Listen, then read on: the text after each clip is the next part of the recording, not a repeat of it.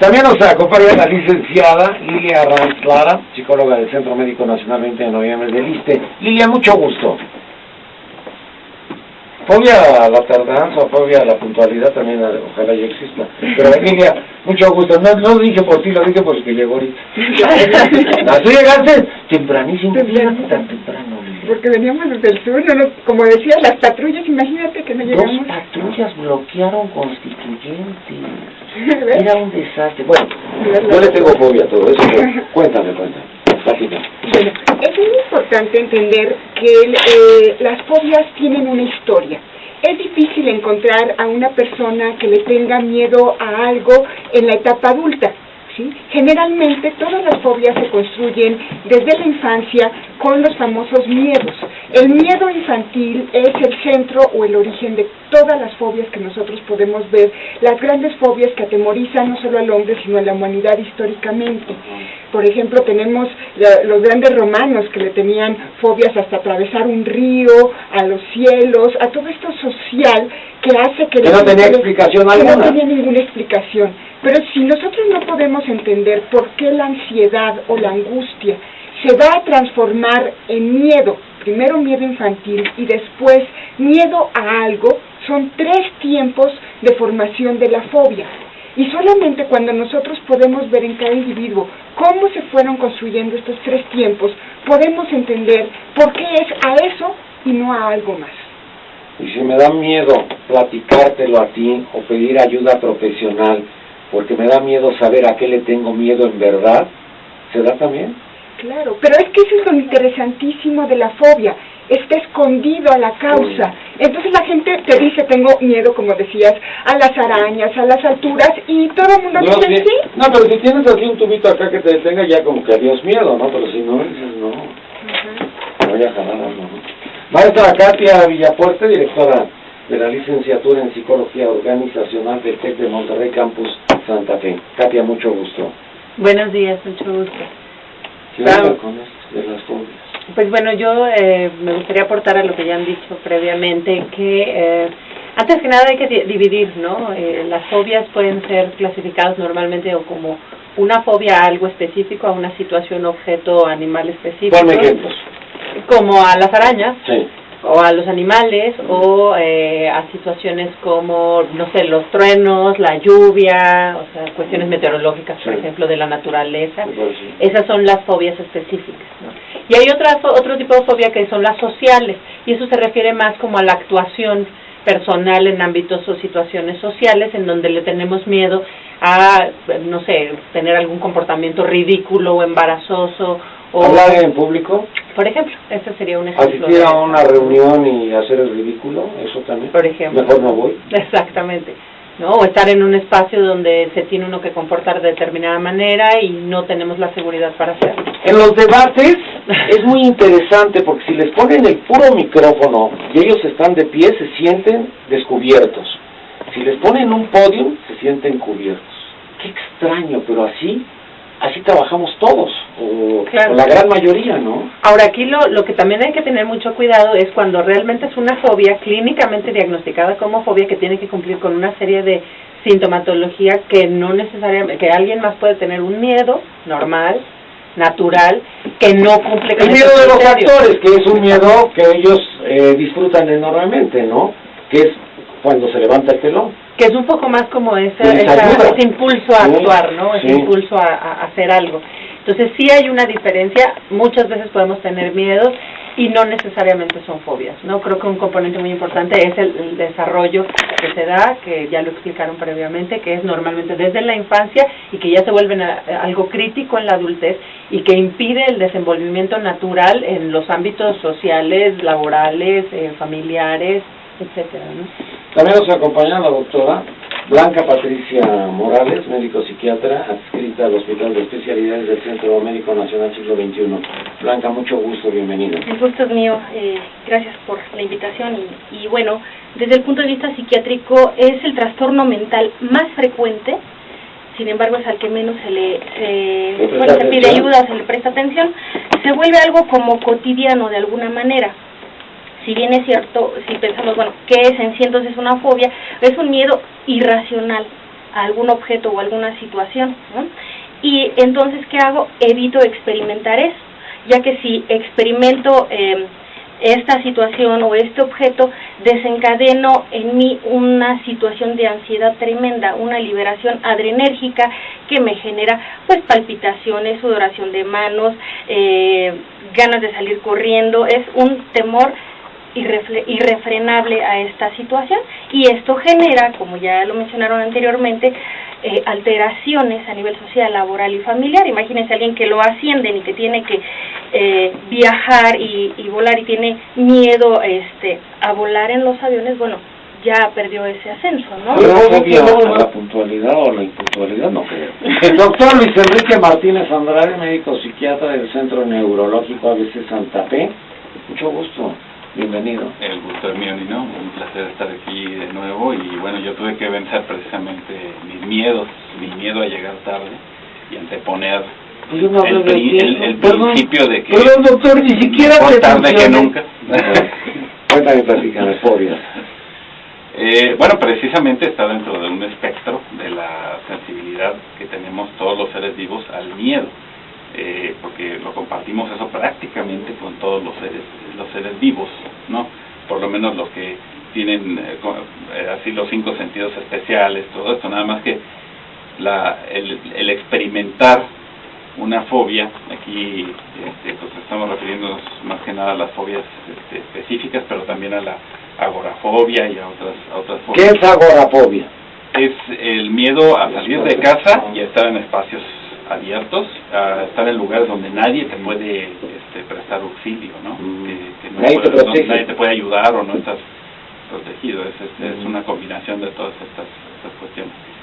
Y bueno, eso a veces acompaña además a otros, está en la familia de los trastornos de ansiedad, ¿sí? Dentro de la clasificación de las enfermedades psiquiátricas está en esa gran familia donde también está el trastorno de ansiedad generalizada, que la mayoría de las veces las personas ya cuando se las diagnosticamos llevan años sufriéndola, hasta décadas. Está el ataque de pánico. O sea, todo gira alrededor de la experimentación del Yo te voy a ir a ver para decirte que tengo una fobia. ¿Te voy a consultar o tú lo tienes que ir descubriendo y hacer el diagnóstico? Mira, es muy común que los pacientes vayan acompañados o que los lleven, porque el problema con los trastornos de ansiedad es que también se desplaza el miedo a que no, bueno, hay una sensación inminente de que no se va a curar. Generalmente cuando empiezas el tratamiento los pacientes se la pasan preguntándote, oiga, pero esto de veras se me va a quitar.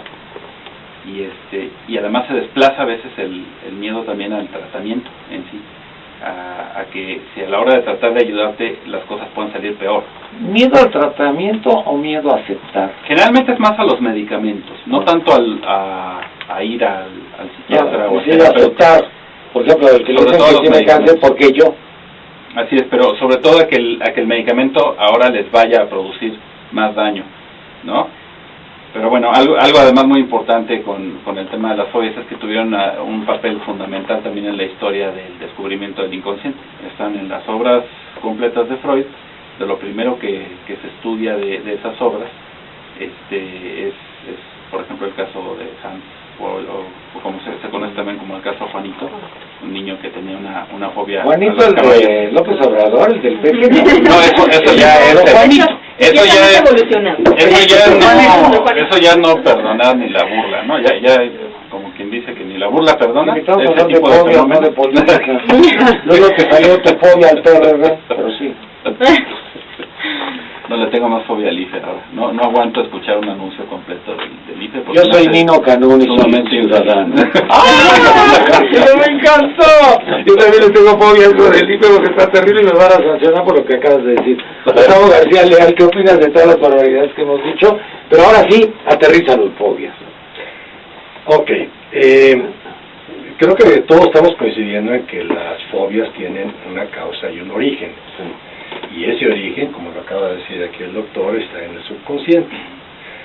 Para los hipnólogos, el curar una fobia es relativamente fácil, porque lo único que tenemos que hacer es meter a una persona en trance hipnótico y dejar que su subconsciente nos dirija a la causa y al origen de ese problema.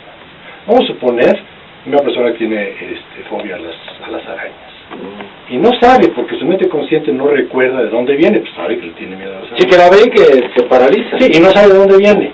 Y resulta que cuando tenía 4 años de edad, como decía la doctora, esto sucede antes de que se forme lo que se llama un factor crítico, que es la separación de la mente consciente y subconsciente, 6, 7, 8 años. A los 4 años abrió su cama y había una araña ahí, y se dio un susto pavoroso, la quitaron y para el día siguiente ya se le había olvidado. Ella se olvidó de dónde venía eso, pero eventualmente viene el subconsciente y le cobra la factura y dice, cuando ves una araña te vas a quedar en pánico. Entonces nosotros, ¿qué hacemos? Regresamos a ese momento, el paciente regresa al momento en que tiene 4 años y ve la araña. Entonces aplicamos dos técnicas aquí. Uno se llama desensibilización, y es que vamos a hacer que reviva ese evento una y otra y otra. La primera vez va a decir, ¡está viendo una araña! Ok, ahora vuélvelo a vivir. Abre la sábana, ¡estoy viendo una araña! La tercera, la cuarta, la quinta. Para la 10ª o para la 20ª vez, dicen, estoy viendo una araña, pero ya la vi la araña. O sea, ya se desensibilizó el evento. Y después vamos a reencuadrarlo. Ahora, en lugar de ver una araña, imagínate que es una galletita Oreo, y que le comes y te lo vemos. Entonces, en su mente subconsciente, el evento perdió ya total sensibilidad y se convirtió en otra cosa. Y en eso desaparece la fobia, o sea, es lo que hemos tenido en nuestra de Cristo. O sea, esto es un trauma que el ser humano no puede elaborar los traumas, sobre todo infantiles. Trauma tiene que ver con golpe, con algo que llega de repente y yo no puedo trabajar. Voy a platicarles un caso, ¿sí? Una chica universitaria que llega diciendo, tengo fobia a las palomas, mi consultorio está en Coyoacán, está lleno de palomas, entonces para poder llegar ella se llenaba de pelotas de tenis, y cuando veía una paloma, la paloma se las aventaba. Esto hasta da risa, ¿no? Una chica llena de pelotas de tenis pegándole a las palomas. No, era muy rica, ¿no? Sí. Pelotas de tenis no están baratas. Y pero era incapacitante porque ya estaba pasando de palomas a cualquier ave, ¿no? Entonces ya era muy difícil poder salir de su casa. Estuvimos trabajando el origen de la fobia y resulta que fue un evento que es a lo mejor cotidiano para los niños, pero para ella fue muy traumático. De chica, en su escuela, ella era de las últimas que se quedaban porque su mamá pasaba muy tarde por ella. Y era el momento en que las palomas bajaban y el patio de su escuela se llenaba de palomas. Entonces, ante el abandono de la madre, la sensación de que la madre no iba a regresar o algún día a lo mejor la iba a dejar ahí, abandonada, ella desplazó ese temor, ese trauma de pérdida a la paloma. Entonces, encontrar el efecto paloma es lo de menos, ¿sí? Lo difícil es quitar el sentimiento de abandono producido por la madre. Cuando nosotros empezamos las palomas eran secundarias, no tenían nada que ver. Siempre es un desplazamiento, es por continuidad. Es algo que me ayuda a no odiar a mi madre, decir, qué horror, maldita, me estás dejando. ¿Por qué? No, pues tengo que subirme al coche e irme contigo. Mejor odio a la paloma. Mejor le tengo miedo. Me va a sacar los ojos, me va a hacer algún daño. Ahora, ¿llegar a ese diagnóstico es difícil? Cuesta tiempo porque la asociación no es directa. Ella solamente, como decía, te va a decir, le tengo pánico a las palomas. Es trabajar mucho con toda su historia, con sus sueños, con sus lapsus, con cosas que ella esté ahí fracturado el consciente. Y allí podemos hacer un rastro. Eso es un trabajo a veces de bastante tiempo, años. Katy. Pues bueno, efectivamente, como estaban diciendo, es un trabajo como del subconsciente, aunque también hay otras escuelas en psicología que lo ven desde otros lugares, ¿no? Por ejemplo, de cuestiones de aprendizaje social o de construccionismo y constructivismo social, en donde en realidad también es todo lo que se construye alrededor de esto, lo que por ejemplo construimos alrededor de una araña, de qué significa o qué representa.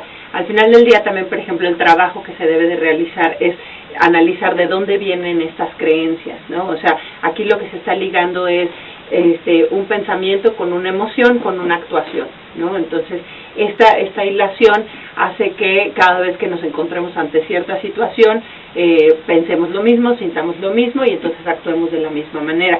independientemente con la hipnosis, la misma desensibilización sistemática que mencionaron, se puede hacer en vivo, ¿no? Y también es un proceso. Al final del día creo que el de las terapias más efectivas para las fobias son las cognitivo-conductuales. Oye, y antes de platicarse eso, a ver, tienes que pasar al frente a dar la clase, a decir o a contestar las preguntas y te traumas. Pero si te emociona, ¿eso es malo o bueno? ¿El decir las efemérides todos los lunes es malo o bueno? No, aquí porque hay gente que se emociona. Yo me emocionaba de chavo, decir las efemérides, todas esas cosas me emocionaban. Claro, no es lo mismo, es lo que representa para ti la imagen o con todo lo que tú asocias, la circunstancia o el objeto. Pero las alturas, por ejemplo, las veo y no sé con qué la tengo que desplazar, ¿no? No, aquí lo que hay que ver es por qué a qué estuvo asociado el estar en las... Mi madre me iba a tirar al precipicio, no friegues, no digas. Je ne sais pas. Explicaciones que son obviamente las más acertadas, estas del inconsciente y también de esta situación conductual. Tiene mucho que ver la parte social, las personas con las que crecemos, que si los padres desde muy pequeños, y ten cuidado, y te vas a caer, y cuidado y te va a salir una araña de ahí si te acercas. Todo esto también tiene que ver, y también, curiosamente, se han hecho estudios donde se encuentra que tiene mucho que ver el factor genético, el factor heredable. Ahora, preguntaba hace rato, Nino, si llegan los pacientes con nosotros, es que tengo una fobia, ¿no? Difícilmente llegan diciendo tengo una fobia, más bien lo más frecuente cuando llegan al psiquiatra es por un cuadro de un ataque de pánico con agorafobia. Me da un ataque de pánico, siento de pronto angustia, temor, desesperación, siento que voy a morir, tengo ganas de salir corriendo y estoy en un lugar, es totalmente incapacitante y estoy en un lugar abierto, es la agorafobia, porque se puede presentar también sin agorafobia y no tengo hacia dónde escapar, no tengo manera de salir, estoy en un estadio, estoy en algún auditorio, en algún cine, en fin, y no puedo salir. Eso me incapacita. Entonces es cuando uno empieza a encontrar este tipo de problemas. O llegan por un trastorno de ansiedad que está enmascarando y al interrogatorio surge esta situación de las fobias. Entonces va muchas veces comórbido con otra situación de ansiedad o incluso depresiva. Entonces hay que estar ahí en el interrogatorio investigando y bueno, darle tratamiento oportuno, ¿no? ¿Tú escuchaste sobre el maestro Arreola? Sí. Él no podía andar solo. Él tenía agorafobia, entonces siempre lo tenía que acompañar. No podía salir a ningún lado. Con una capa protectora. Sí, pero tenía que ir su hijo, su hermano, o un empleado, o un trabajador, pero él no podía ir a ningún lado solo. Es curioso. Y José Luis Cuevas, pavor, fobia a manejar. Y nunca aprendió. Estas personas se pueden hacer acompañar curiosamente y absolutamente por un niñito de 3 años. Es que ¿qué te va a hacer? Bueno, es que al menos va a ir a avisar que me está pasando algo. Llevaba a su nieto. Decías, pero ¿y en qué te va a ayudar? No.